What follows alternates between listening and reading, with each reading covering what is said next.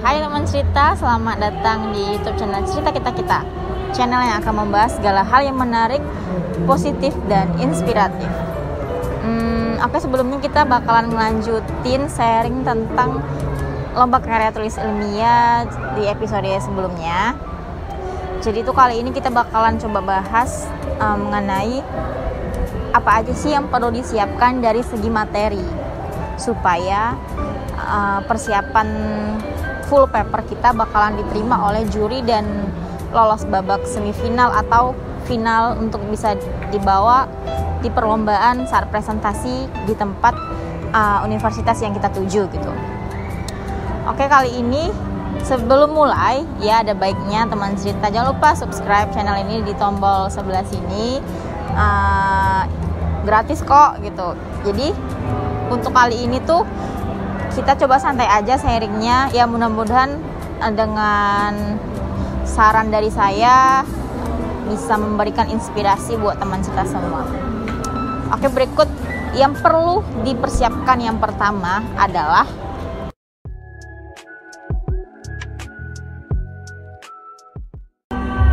ngomongin karya tulis ilmiah, ngomongin penelitian ilmiah itu nggak jauh beda sih dengan membahas sebuah skripsi gitu.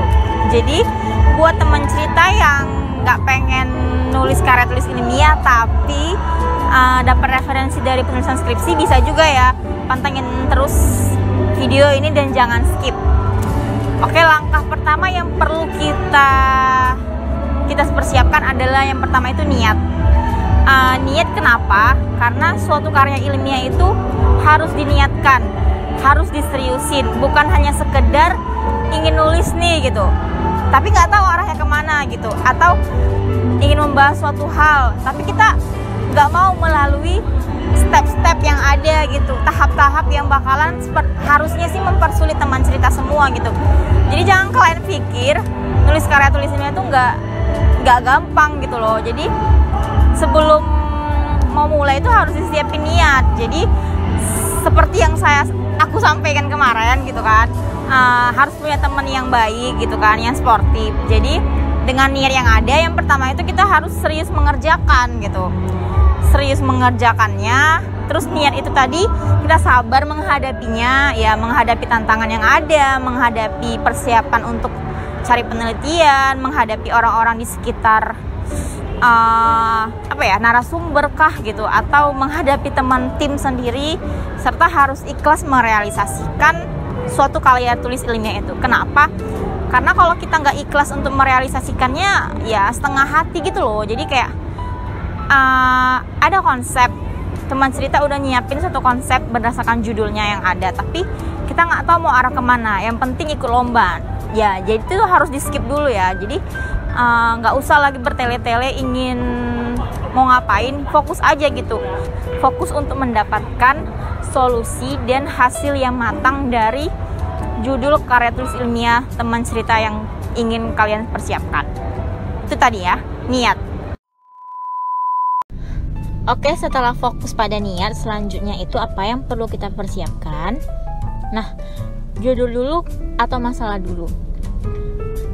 Menurut aku, berdasarkan pengalaman aku juga, yang perlu kita prioritaskan sebenarnya itu apa sih dibandingkan judul atau masalah?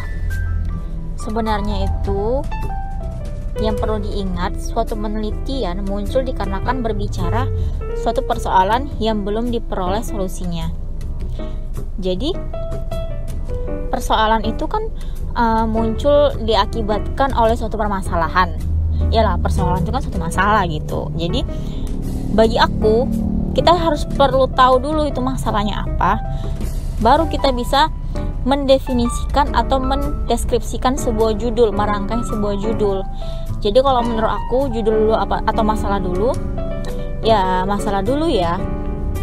Karena kebanyakan orang-orang itu, terutama mahasiswa yang ingin menulis karya tulis ilmiahnya ataupun skripsi, mereka suka mikir gitu loh, apa ya judul yang enak dibahas gitu, apa ya judul yang ingin kita bicarakan kan gitu. Nanti ujung-ujungnya malah jadi kayak judul udah ada tapi bingung mau bahas apa.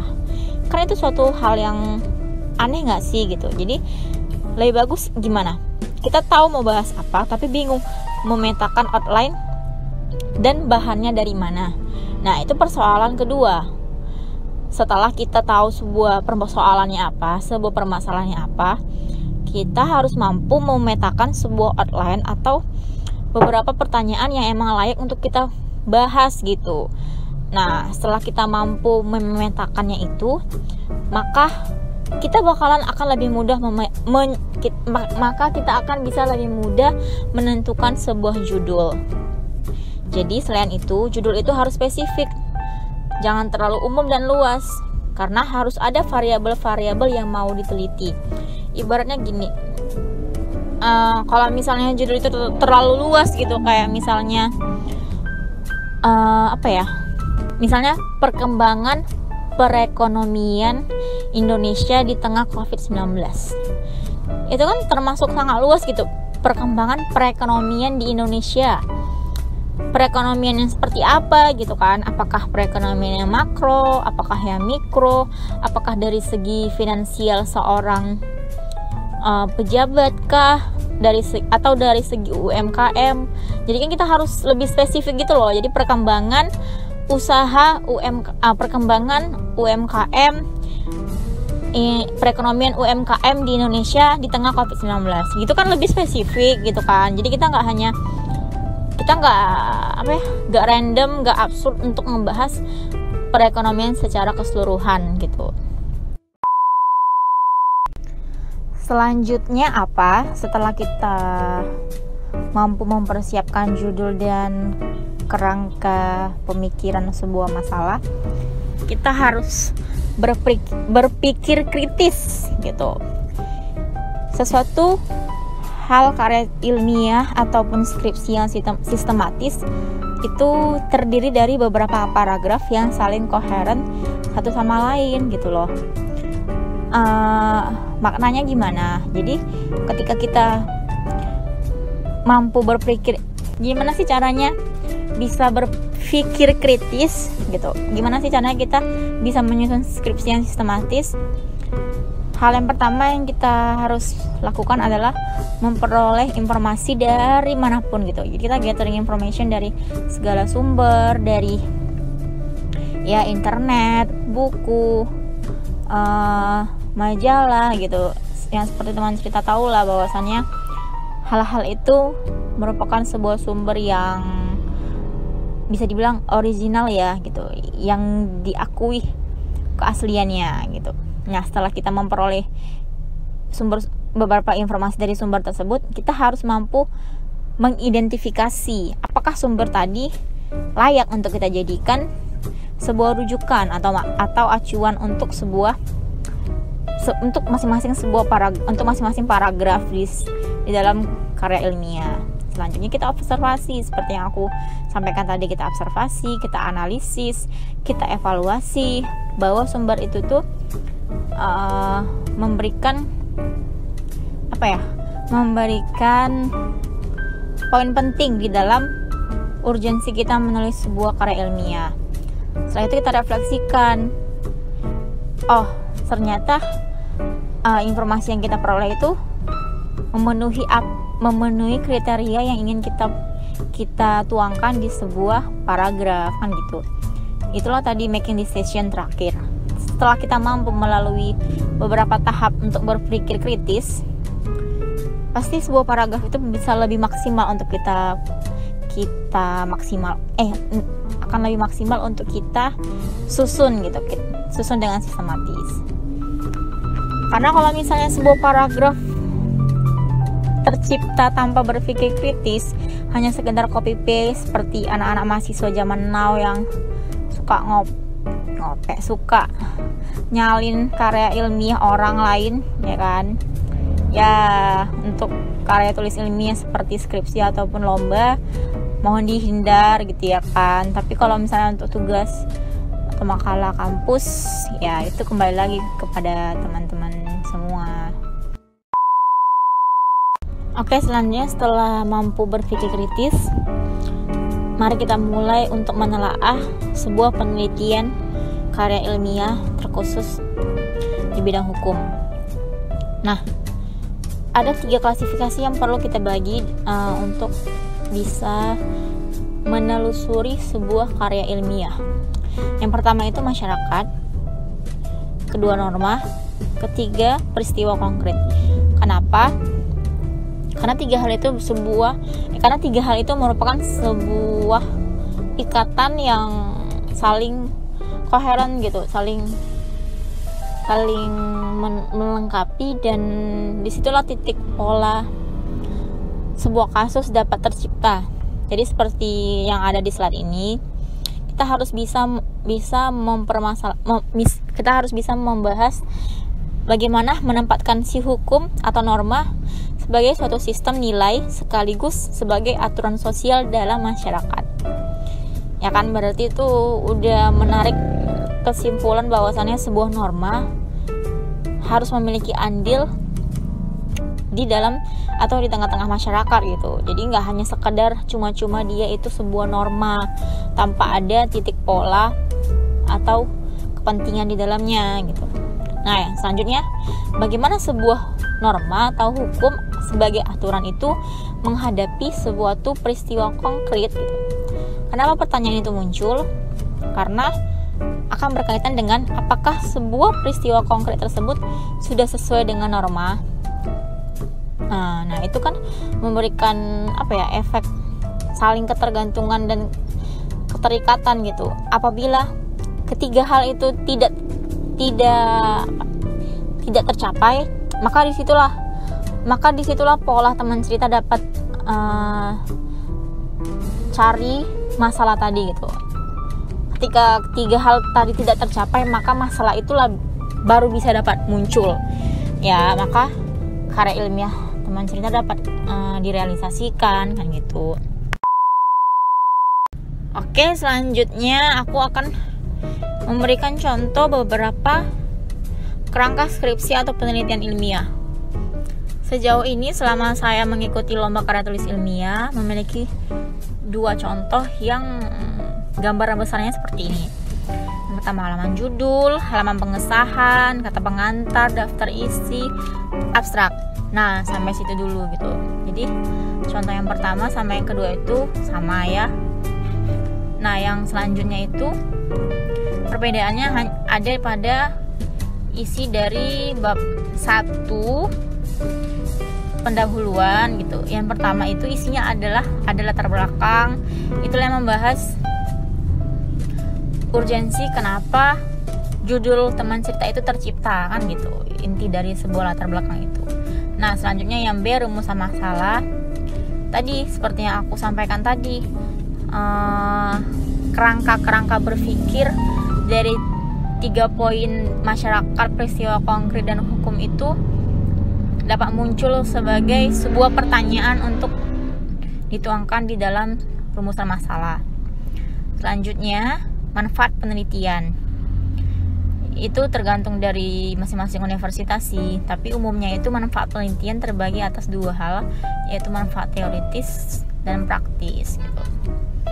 Mungkin tentang manfaat penelitian itu teman cerita bisa gali lebih dalam lagi di buku-buku judulnya metode penelitian hukum ya. Nah, selanjutnya keaslian penelitian ya, itu sebuah hal yang lumrah lah, dapat diperoleh dari universitasnya masing-masing, formatnya juga dapat diperoleh dari format masing-masing lomba gitu. Nah, selanjutnya itu kerangka teori dan konsep.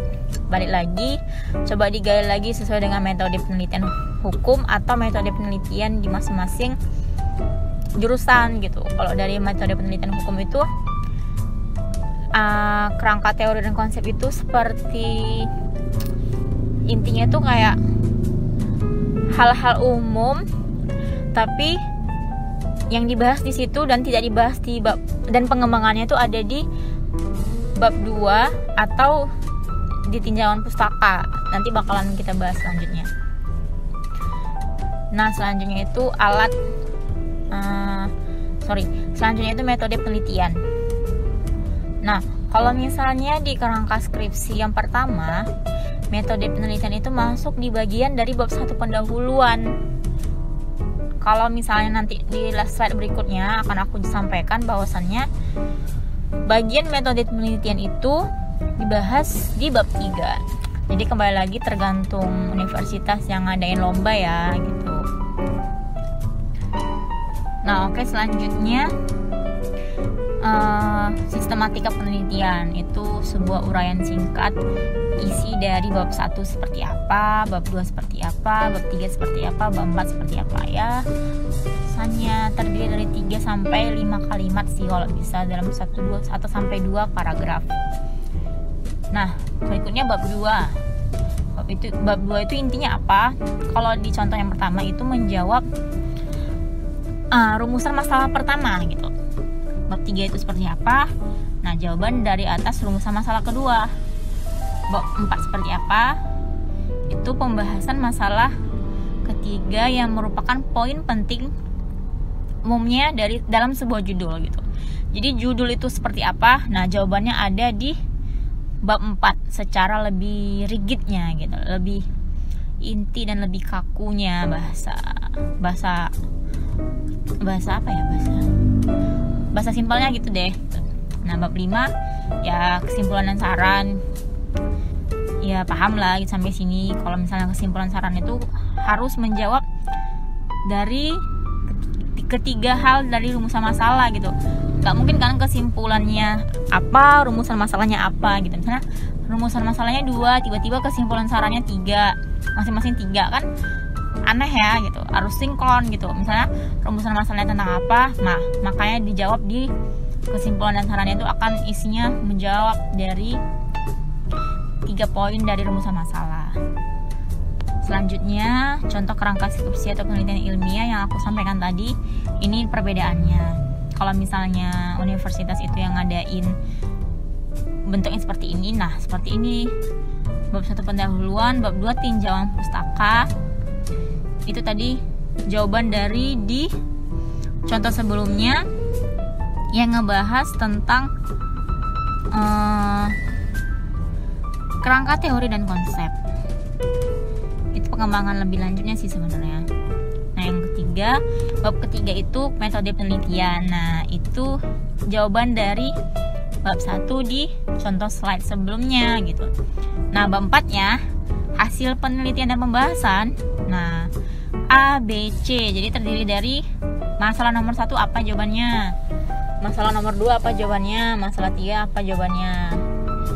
Ya hanya sekedar format, tapi isinya itu kandungannya dari masing-masing contoh kerangka itu tetaplah sama, tidak ada perbedaan satu sama lain gitu. Ya semoga sampai sini paham ya. Nah, ini contoh dari salah satu judul karya tulis ilmiah yang pernah aku lombakan. Itu judulnya optimalisasi pengembangan masa depan Danau Toba melalui program paten.